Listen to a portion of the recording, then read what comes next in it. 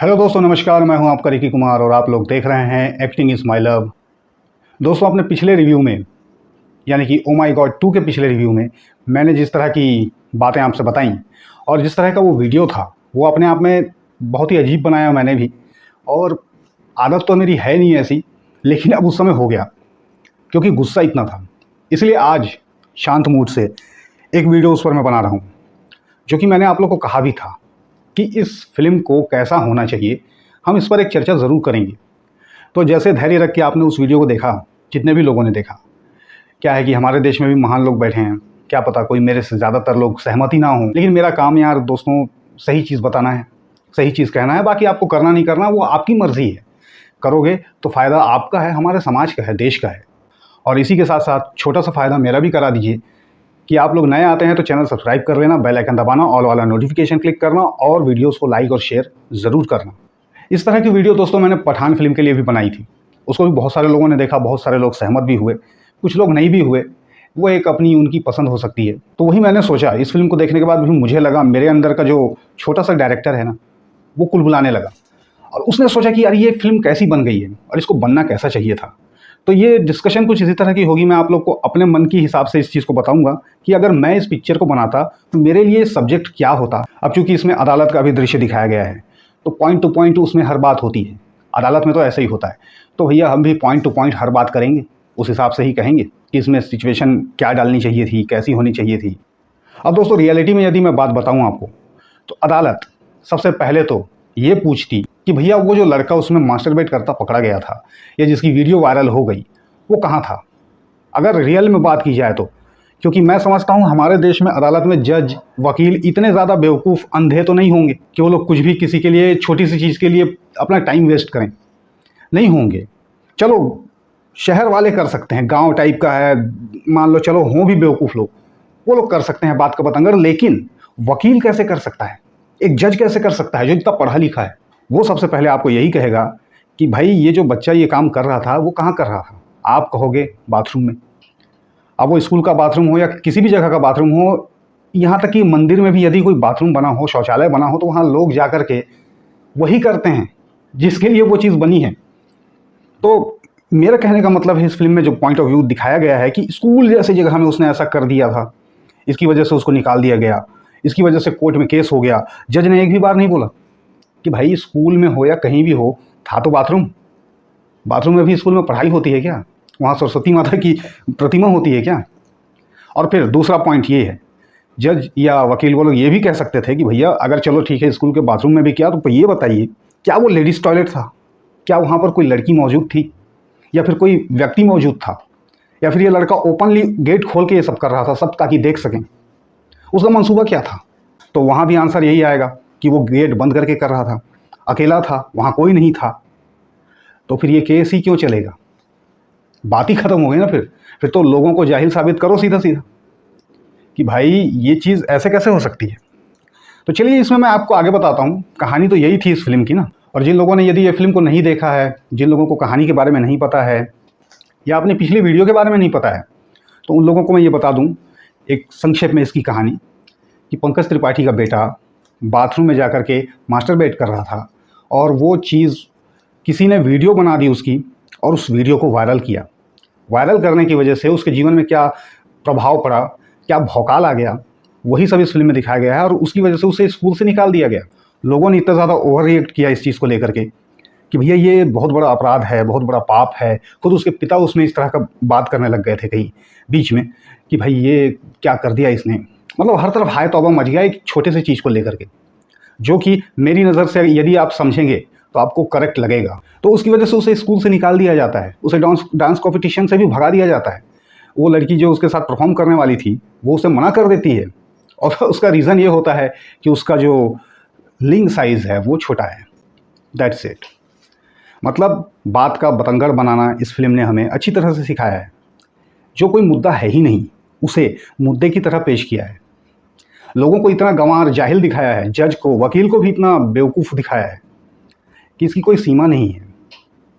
भाई मैं जज होता या वकील होता, मैं तो साफ यही पॉइंट्स रखता जो भी आपको मैं वीडियो में बताने वाला हूँ। इसलिए शुरू से अंत तक देखते रहिएगा। लंबी हो जाए तो उसको रात को सेव करके देखना, लेकिन पूरी वीडियो देखना, आपको समझ में भी आएगा और मज़ा भी आएगा अगर आप समझ गए तो ये फिल्म वाहियात है। तो ठीक है, जिन लोगों ने नहीं समझा था उन लोगों ने रीज़न समझ लिया कि फिल्म की कहानी क्या थी। इस वजह से भोलेनाथ अवतरित होकर आते हैं और पंकज त्रिपाठी को बोलते हैं कि भाई तुम भागो मत यहाँ वहाँ, मुँह मत छुपाओ, आप जाके कोर्ट में केस करो, आप ये केस लड़ो, हैं, इस तरह का उसको प्रेरणा मिलता है और वो केस लड़ता है स्कूल के खिलाफ। Completely nonsense. खैर, ये जो भी बात हो, ये तो थी फिल्म की कहानी। अब मैं आप लोगों को अपनी कहानी से रूबरू कराता हूँ कि यदि ये पिक्चर बनती तो मैं कैसे बनाता।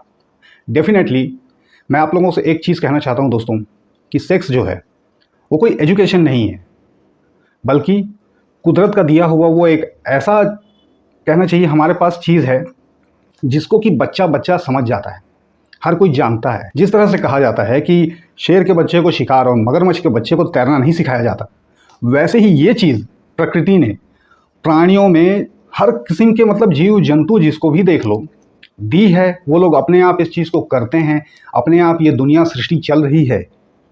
तो सेक्स जो है मेरे हिसाब से वो एजुकेशन नहीं है, बल्कि वो एक अपने अंदर समझने की चीज़ है। ये चीज़ें बड़ी नॉर्मल होती हैं, और ये जो मास्टरबेट करना, ये सब करना, ये कोई बड़ा अपराध भी नहीं है, ये कोई पाप भी नहीं है। आपको पता है, जो लोग नहीं भी करते अपने आप को बड़ा अच्छा सोच के कि मैं नहीं करूँगा, उनका अपने आप ही निकल जाता है। जब रात को आप सोते हैं तो मैंने सुना है कि एक टाइम के बाद अपने आप वो चीज़ें हो जाती हैं। आपके करने नहीं करने से इसका कोई फ़र्क नहीं पड़ता, और ना ही ये चीज़ें नुकसानदायक हैं। बड़े से बड़े डॉक्टर से पूछ लो, हर किसी को पता है। आज यूट्यूब पर इतनी सारी चीज़ें अवेलेबल हैं जिसके ज़रिए सब जाना जा सकता है। तो भी उस फिल्म में दिखाया गया है कि वो बच्चा बजाय इसको समझने के, ये समझने में लग गया कि मैं अपनी साइज़ कैसे बढ़ाऊँ। जब वो ये सर्च कर सकता है तो ये बाकी चीज़ें क्यों नहीं सर्च कर सकता। और ये चीज़ सबको पता है, हर कोई इसको अपने आप सीखता है, अपने आप उसके अंदर ये बात होती है, ये तो आपको भी पता है। तो आपको वाकई लगता है कि इसको पढ़ाने की ज़रूरत है, जिस चीज़ को विधाता ने खुद पढ़ा के भेजा है? मेरे हिसाब से तो नहीं है। तो इसीलिए मेरी फिल्म की कहानी कुछ अलग होती। मेरा ओ माई गॉड 2 कुछ इस तरह का होता।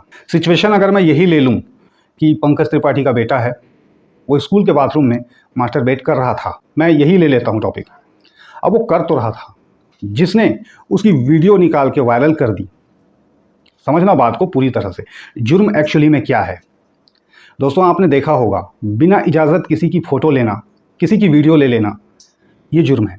यदि कोई इंसान पब्लिकली ये काम कर रहा है, कोई इंसान कुछ गलत काम पब्लिकली कर रहा है, उसको लोग लेकर के वायरल करते हैं एक अवेयरनेस के लिए, तो वो एक सही चीज़ है। बट यदि आप किसी कमरे में हो, अपनी बीवी के साथ हो, अपना प्राइवेट पल बिता रहे हो, या फिर अपने आप को ही संतुष्टि दे रहे हो, लेकिन एक कमरे में हो, अब वो कहीं भी हो, बाथरूम हो, कहीं का भी बाथरूम हो, स्कूल का हो, हॉस्पिटल का हो, मंदिर का हो, कहीं का भी हो, आप जब उस चीज़ को वहाँ अंदर में दरवाज़ा बंद करके कर रहे हो और आपका किसी ने वीडियो वायरल किया, सो गुनहगार इसमें वो बच्चा है, या वो लोग हैं, या ऐसे लोग हैं जो लोग इस तरह की चीज़ को करते हैं, किसी के प्राइवेसी को भंग करते हैं, वो भी उनके बिना जाने, उनके बिना परमिशन के। तो मेरी फिल्म की कहानी में यही होता। पंकज त्रिपाठी केस लड़ते, अपने बेटे का ही लड़ते, इसी मुद्दे का लड़ते, लेकिन इसलिए लड़ते, ये कहने के लिए लड़ते कि इस तरह की चीज़ों को होने से रोकना चाहिए।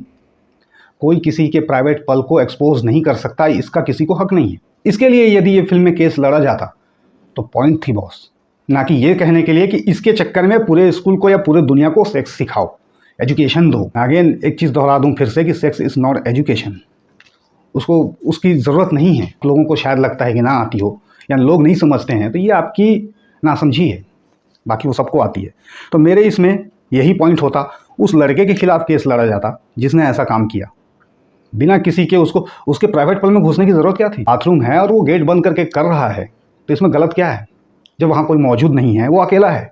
लेकिन मुद्दा देखिए इन लोगों ने किस चीज़ को बनाया, जबकि ये इस तरह के अवेयरनेस के लिए होना था कि आप किसी को, क्योंकि लोग बदमाश हैं हमारे देश में, कोई ताक झांक करता है, कोई किसी की कानाफूसी सुनता है, कोई बात सुनता है, और उस चीज़ को वो वायरल करता है, उस चीज़ को वो उजागर करता है, वो भी ऐसे समय में जब वो एक कहना चाहिए कि कोई इंसान ना चाहे कि उसकी ये चीज़ें वायरल हों, किसी की भी, आपकी भी, मेरी भी, किसी की भी हो। मैं अपनी मर्ज़ी से स्वेच्छा से वीडियो बनाता हूँ, या मैं किसी को कहता हूँ कि मैं ऐसा कर रहा हूँ, तुम मेरी वीडियो बनाओ। फिल्में भी बनती हैं, नंगी पुंगी ब्लू फिल्में, लेकिन यार वो लोग खुद बनाते हैं ना। बात को समझो, पॉइंट को समझो।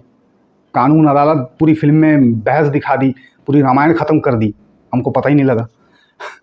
तो ये चीज़ें लॉजिक पता नहीं क्यों पब्लिक भूल गई। पब्लिक भी अंधी बनी है, बनाने वाला तो है ही मूर्ख। उसको क्या लॉजिक रखना चाहिए था, एक्चुअल में गलत क्या है। वो मास्टरबेशन करना गलत नहीं है मेरे भाई, बल्कि इस तरह से यदि कोई आम इंसान कर रहा है, उसको यदि आप चुपचाप जाके देख के उजागर करते हो तो सज़ा उनको दो जो लोग ऐसा काम करते हैं। सज़ा पाने का हकदार वो बच्चा या कोई ऐसा इंसान नहीं है।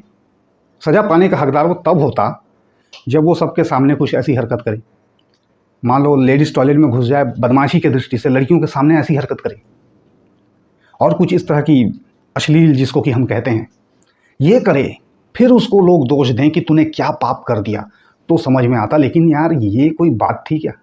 तो मेरे फिल्म की कहानी में पंकज त्रिपाठी इस चीज़ का केस लड़ते कि हमारे देश में ये जो मोबाइल सबके हाथ में आ गया है, इसका सदुपयोग करें भैया। कहीं किसी का एक्सीडेंट हो रहा है, कहीं किसी की लड़ाई हो रही है, उसको वो कर करके वायरल करते हैं और कुछ करते हैं, फालतू की वीडियोज़ बनाते हैं। इन पर बैन लगना चाहिए। ये जो अश्लीलता आज हर तरफ फैल रही है, इस पर बैन लगना चाहिए। छोटे बच्चों को इस तरह से ये हरकतें नहीं सीखनी देखनी चाहिए। ये उसको शिक्षा देनी चाहिए कि आपको कोई हक नहीं है बेटा कि आप किसी की वीडियो बनाओ ऐसे समय में और वायरल करो। ये चीज़ शिक्षा होनी चाहिए।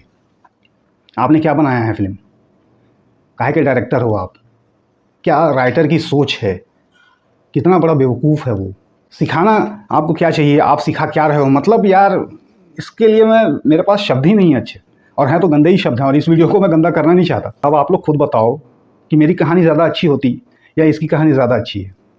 मेरी कहानी जो है वो एक पॉइंट को लेकर चल रही है, एक वाजिब बात है कि तुम कैसे किसी के प्राइवेट पल को दिखा सकते हो, क्योंकि वो बच्चा कोई एक्टर तो है नहीं, वो अपनी शूटिंग करो तो बोल नहीं रहा है, उसको आपने चुपचाप लिया है, तो गुनाह कौन सा चीज़ है? ये तो नेचुरल चीज़ है, प्रोसेस है ना हमारे शरीर का, मास्टरबेट करना या इसके लिए इच्छा जागना या इसके बाद जो भी रिलीज़ होता है उसके लिए जो सुकून महसूस होता है, ये सब हमारा अपना है। ये हम खुद दिखाएं किसी को वो एक अलग मुद्दा होगा, लेकिन ये चीज़ कोई हमसे चुपचाप रिकॉर्ड कर ले और उसको वायरल कर दे, वो गुनाह होगा।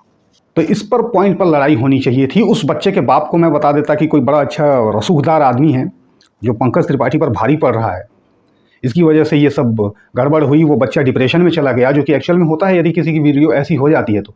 बहुत से लोगों की हो चुकी है, लोग सुसाइड की सोचते हैं, डिप्रेशन में जाते हैं। ये चीज़ें उसमें होनी चाहिए, ये सारे पॉइंट्स होने चाहिए थे, और जज को इस पर फैसला सुनाना चाहिए था।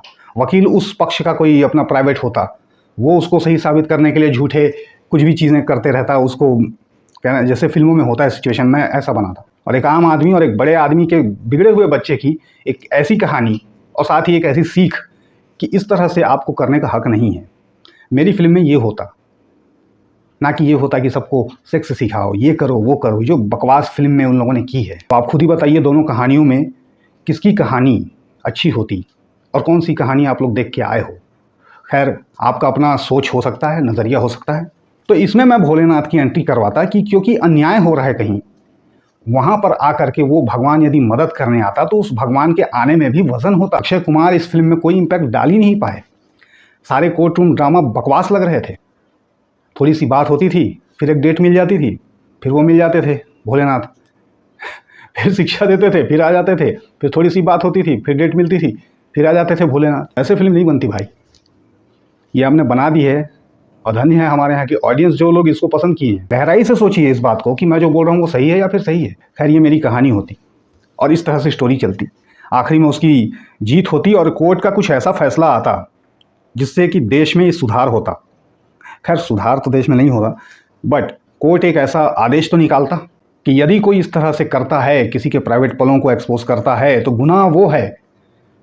छुप के आदमी अपने कमरे में या किसी बाथरूम में जाके कुछ भी करता है तो वो गुनाह नहीं है। अपने आप के लिए वो कर रहा है, छुप के कर रहा है। खुद ही सोचो ना इस बात को।